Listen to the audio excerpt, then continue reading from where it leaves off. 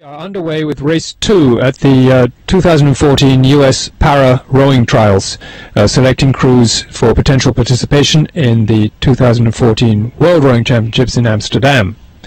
The event we're looking at right now is the arms and shoulders only for men in the single. And there are 4 participants in the race.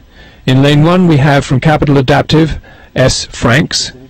In lane 2 we have an unaffiliated boat B. Haxton. In lane 3 we have MedStar Paralympic Daniel R. And in lane 4 Long Beach rowing Ron Harvey. Yes, a very good race already developing with Daniel R. and let me see, that's lane 2. Could be B. Haxton. Let's see. Over in the lane 4 is Ron Harvey, a multiple representative. Lane 2 is leading at this point, and that is B. Haxton, unaffiliated, USA. So he's a relative unknown quantity, you might say, since we don't have a lot of history on him.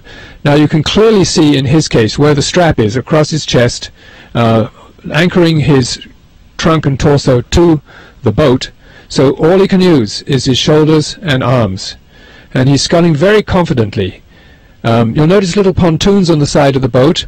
These boats are tippy, and there are many para-athletes, in fact it's mandated internationally that they have the pontoons whether they need them or not, just as a safety feature.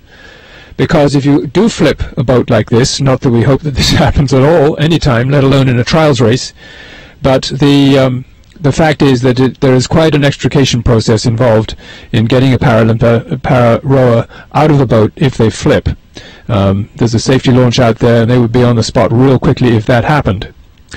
Right now we're looking at lane 1, which is Capital Adaptive S. Franks, and you can see the referee boats following, making sure that everybody stays, doesn't interfere with anybody else by crossing lanes. It is actually okay to cross a lane provided you don't interfere with somebody, but generally speaking it's a good idea to stay in your racing lane. It looks as though we have a very interesting situation. The race is being led by, it seems like it's lane 2, and that is B. Haxton, unaffiliated, so have no information on where he comes from or anything about him. But I will say this, he's a very smooth sculler, and you can see how that boat is just keeping moving between the strokes. There's no check in its progress, and so he's a very efficient sculler.